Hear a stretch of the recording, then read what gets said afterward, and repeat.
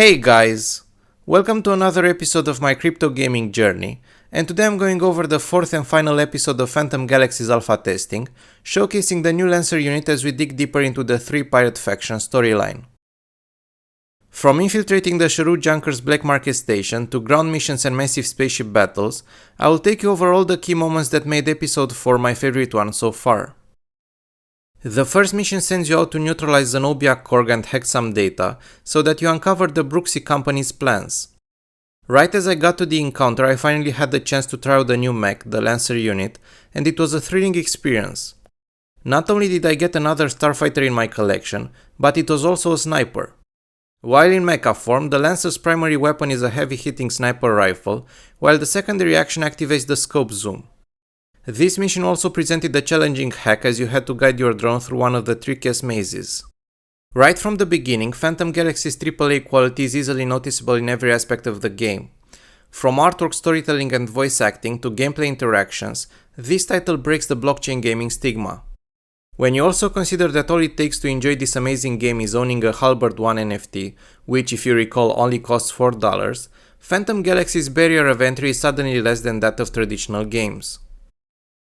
On that note, Phantom Galaxies also launched their native token called astrafer, which players can farm in-game during the upcoming event Astrafite Rush.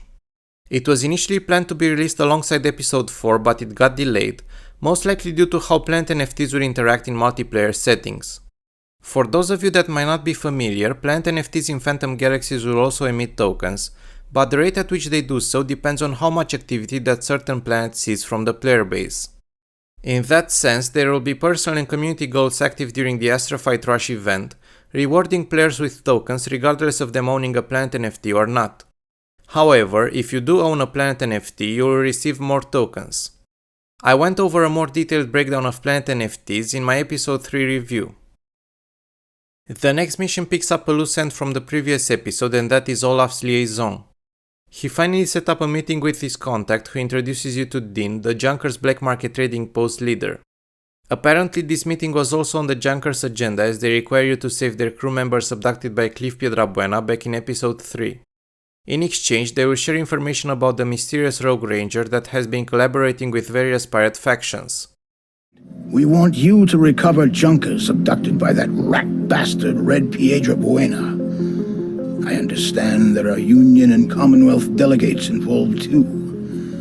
We'll pay for it, of course. There is honor amongst thieves and rangers. We will give you information about your rogue ranger as compensation. The ranger that has been helping various pirate factions, including the Zenora. Will that whet your appetite? An interesting aspect that can be developed in future patches is the reputation system with different factions. For example, while exploring the black market trading post, I got my first mercenary contract, a side quest given by a Junkers NPC. Its reward is a reputation boost, so I can't help but wonder how players would be able to change factions and allegiances, adding another element of complexity to each decision the player makes. As a side note, you will also find the third Ace figurine sold at the black market's terminals. This is part of a mini-quest that requires you to collect all the Ace figurines for Penaway. In order to retrieve the captives, you have to defend the frigate so it can get in and out safely. While doing so, you need to take down space station turrets and enemy mechs. If you're playing with the Lancer unit, I recommend keeping your distance, as your sniper can outrange enemy attacks. As far as talents are concerned, I found that maxing this out worked best for me. Inflamed Arsenal, Heaven's Recourse, Devil's Eruption and Decisive Strike. These allow you to one or two shot most enemies, giving the Lancer an extremely fresh and satisfying playstyle. Upon returning to Dean with the rescued Junkers, you find out that he requires you to complete an additional task before keeping his end of the deal. As a result, you are sent out to prevent some Junker pirates from walking into a trap of the Brooksy company. After completing this task, Dean finally shares the precious intel regarding the stolen alien relic, as well as Cliff Piedrabuena's imminent attack on Krasa. As far as the Rogue Ranger is concerned, multiple sources indicate that he is a high-ranking pilot. I suspect Captain Olson being the rat, the same one that helped train the ensign, and you'll see why soon enough. This is a secure channel. What have you found? Sure the coordinates are correct, sir? There's no one here. I've never heard of anything so ridiculous. Total waste of time. Cut the chatter. This is no joke. The information is real. If you tell me no one's there, then something's wrong. Get out of there fast. Too late for that. There is a large vessel approaching. Defend yourself.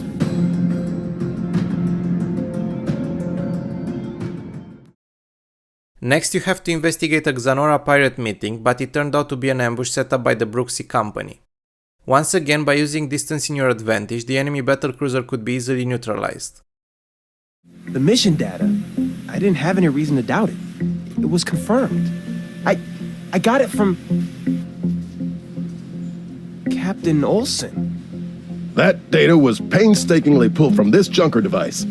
It matched other blind info that we had in the database, so I didn't have any problem passing it along to Penaway. Sorry, Ensign. This obviously went down badly. What happened to the device? I'd like to see it. Bad luck, I'm afraid. The junkers installed a kill switch that detonated just as I finished the extraction. Next mission involves intercepting a Xanora transport of Spear 2 mechs and gear for the Brooksy Company. Quick reminder, Spear 2 Station was a Union headquarters that got overrun by Cliff Piedrabuena during the Delegates mission from Episode 3. As expected, the transport ship was defended by a bunch of Brooksy pirates. Here I used plenty of warhead missiles to counter close-range enemies as my level was not high enough for the mission. The final quest requires you to investigate another Xanora and Brooksy meeting, and this is where I got to enjoy a bit of planet surface combat. After clearing some enemies and hacking the Xanora network, you discover that pirates are in the end treacherous creatures. Xanorans were planning to kidnap the Brooksy envoy, whereas the Brooksy Company were ready to bombard the main Xanoran base from the planet's surface. Throughout the entire episode, gameplay was thrilling, filled with various tasks, and even though we still didn't get to face the mysterious alien race the Shahar, I really enjoyed filling the story blanks from the previous 3 episodes. What do you know? Red Piedrabuena once again. I'm so glad I have the chance to kill you in the death glow of your own ship. Chance to shut your ranger mouth for one final time is the only thing motivating me now.